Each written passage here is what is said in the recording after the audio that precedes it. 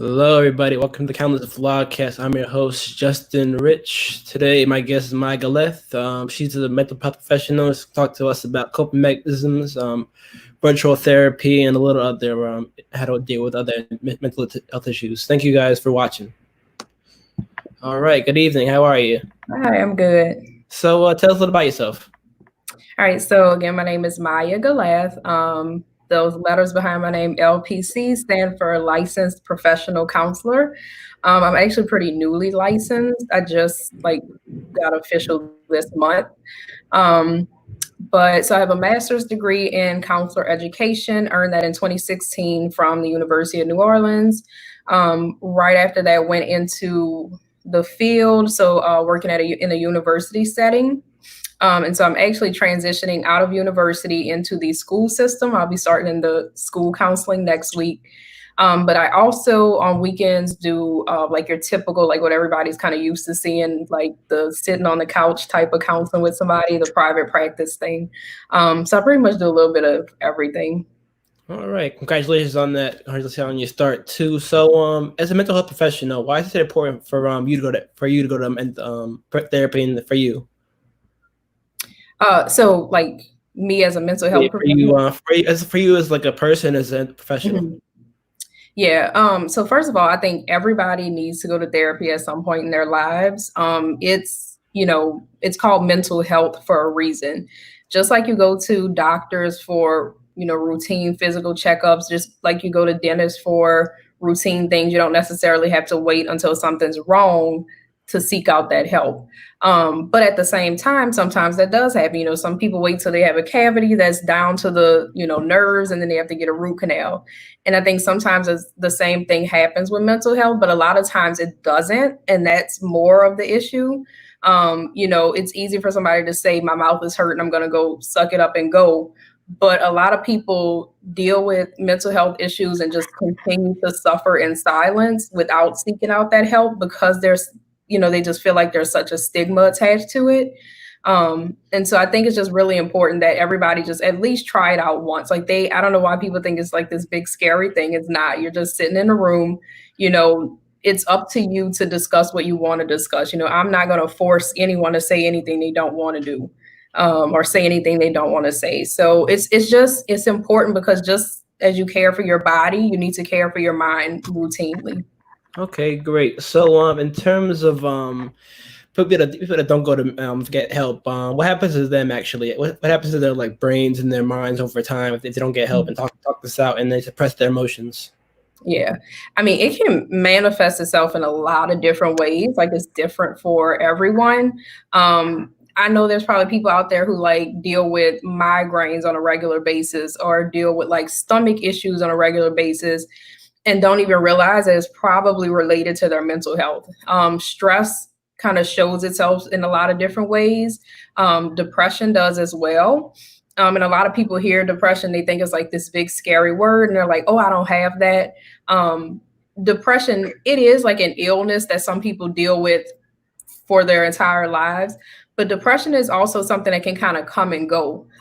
Like, for example, people who maybe have lost their job during everything going on with COVID, and all of a sudden they have lost an appetite, you can't sleep, you find that you're really like irritable and everything is starting to aggravate you.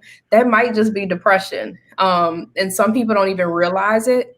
And so, again, that's why I say it's important for people to kind of just do therapy as like a check in routine thing because you'll start talking to a therapist and you'll start telling them stuff like, oh, I'm having these physical symptoms, and they can explain to you something you didn't even realize, which is like that's how your mental health suffering can present itself.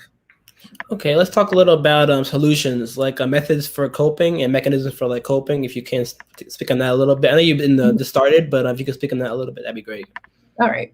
Yeah. And I mean, coping mechanisms are, of course, different for everyone. There's a lot of different things that work. Um, For some people, exercise is a big one.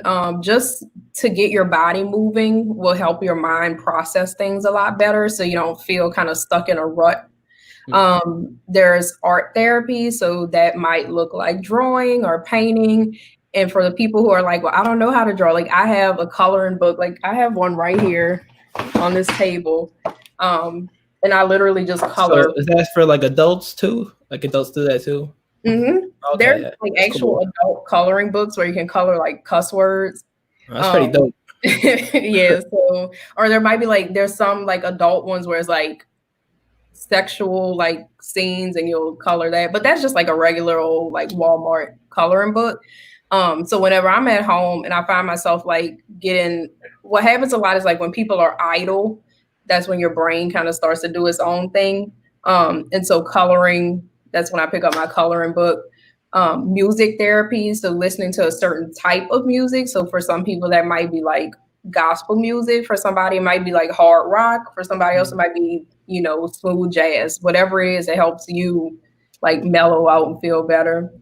Um, Animals are like a good form of therapy. So like if you don't have your own pet, even just going to like, you know, like the adoption, like pet adoption centers will do like pop-up things on the weekends where you can go meet the animals.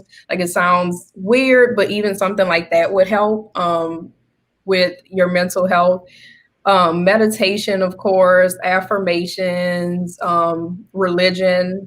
It's just there's a lot of different ways to cope. But I think just in general, kind of the starting point for a lot of people is just basic self care.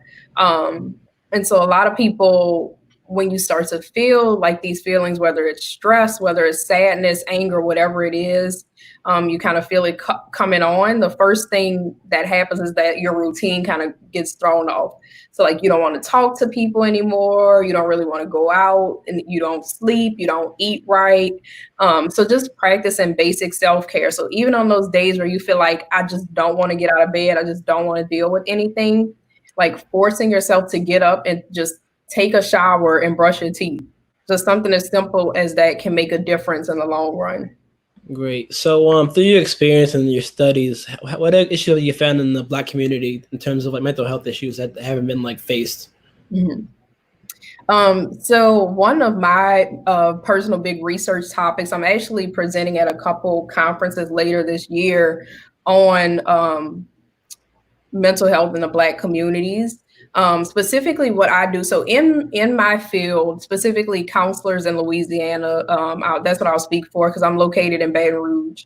So a lot of the conferences and things that I attend out here are primarily white. There's just not a lot of Black counselors here, and I'm pretty sure that's can be said for a lot of different places. And so the research I do is it's focused on mental health in Black communities, but it's more so of how people that aren't Black, so like counselors that might be white or might be of like an Asian descent or whatever it is, them learning how to appropriately understand and work with Black people. So that's kind of my research interest. But, you know, in doing that research, what I found, and also just as a Black woman myself, what I found is, you know, of course, a lot of Black people associate mental illness with like spirituality. So there's this thought that, oh, if you go to a counselor, you can't talk to Jesus or vice versa.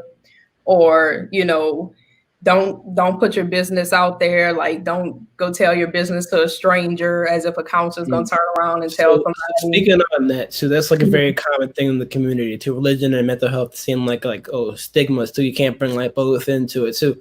So would you say like we have to like teach people at during a young age too? Because I know at a certain age you stop like not like think a certain way, but you get stuck in your ways. So can you speak on that a little bit to what like Mhm, what age or like how we can change that philosophy? mhm. I think, you know, the younger generations these days are like not afraid to speak up how they have been in the past. Like a lot of like college students and even like high school students, you know, will they're in a place where they feel like they can straight up tell their parents like, hey, these beliefs are outdated, or like maybe we should look at this a different way. So that's a good thing to see. You know, a lot, I hate to say it, but a lot of that thought process from older Black people, but it's just that's how they were raised. So at some point that generational cycle has to break. Like somebody in the family has to be that person to say like, maybe we shouldn't think like this anymore. Like maybe it's time to look at something different, which, it tends to come from like the younger generations. That can be problematic as well, because under 18, they need parental consent to seek out therapy, unless it's in the school. Now, if they go see like their school counselor, that's fine. But if somebody's, for example, trying to go to private practice, they would need like that parental consent. And so, if the parent isn't okay with it, they're not going to sign off on it. And then that child is not getting that help that they need.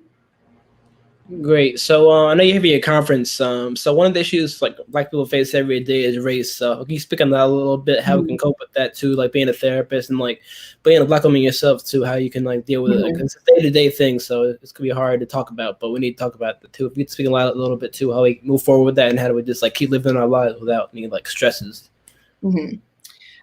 So something that anybody who is listening to this that I want you to go research in your free time is something called racial battle fatigue. And so the kind of short of it is just like PTSD. So PTSD is a form of trauma, right? So when we hear PTSD, we always think of like soldiers coming back from like Afghanistan, and they hear a loud noise and they get these flashbacks and they kind of start to, exhibit some behaviors that aren't normal. Or they Oops. Froze for a minute.